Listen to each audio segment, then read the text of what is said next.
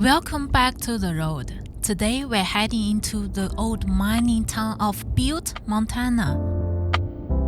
Butte has seen its fortunes come and go. It started out as a mining camp all the way back in 1864 and saw rapid growth after that, quickly becoming one of the largest copper boom towns in the American West. Butte must have been quite a place back in its heyday. The copper mines and industries that grew up to support them drew in people from all over the world, including a William A. Clark, one of the three copper kings of Montana.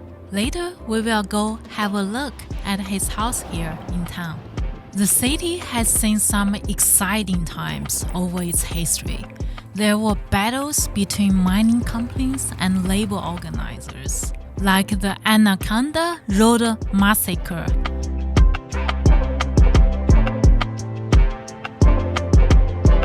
Did I mention that the mines drew in people from all over the world?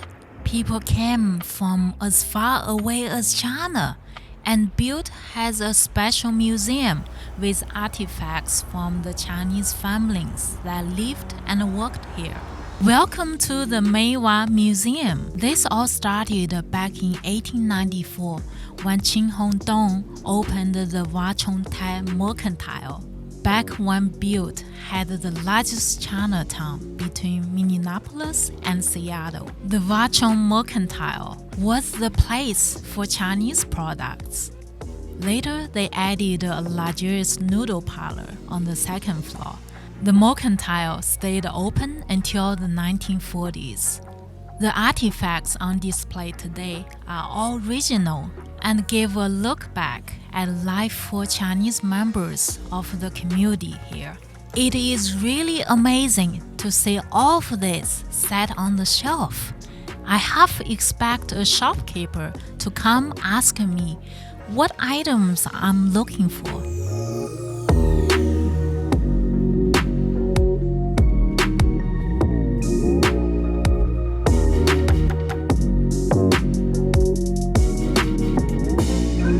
Let's go have a look upstairs where the noodle parlor used to be.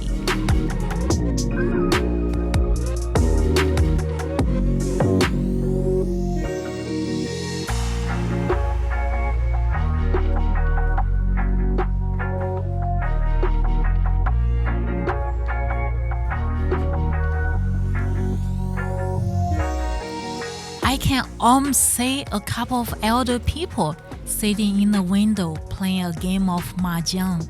Here's the old kitchen. They even still have some old woks on the stove ready to make some delicious dishes.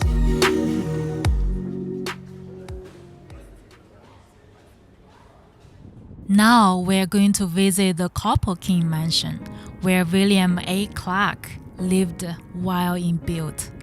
Mr. Clark was born back in Pennsylvania. He didn't start off rich, but made his way out west to work in the mines. He managed a claim that paid well enough to start a trading business, carrying goods back and forth between the Montana boom towns and Salt Lake City. Later, he got into banking, repossessed some mines, and got rich through copper mining. That led him ever onward to bigger and better things. His mansion in Butte not only serves as a museum, but also a bed and breakfast. You can actually stay in this amazing home.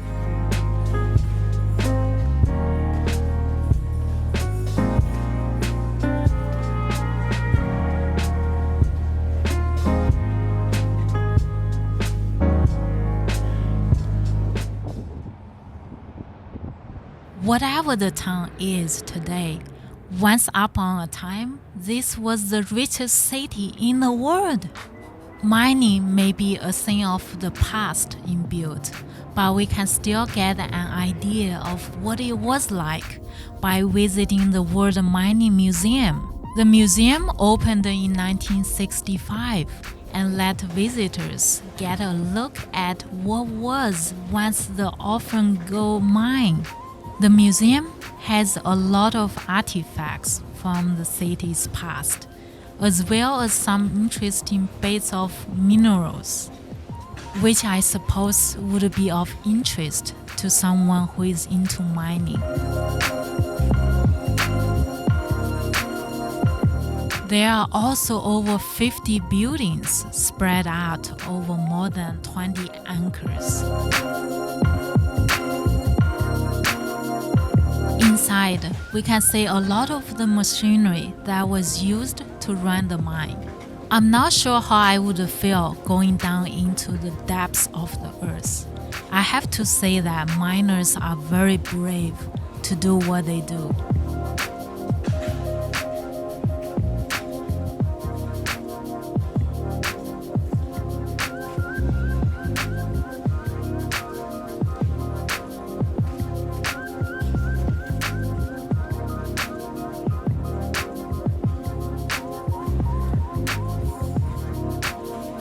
Last, let's take a look up here on the tower. Up is something I'm used to. I can handle heights.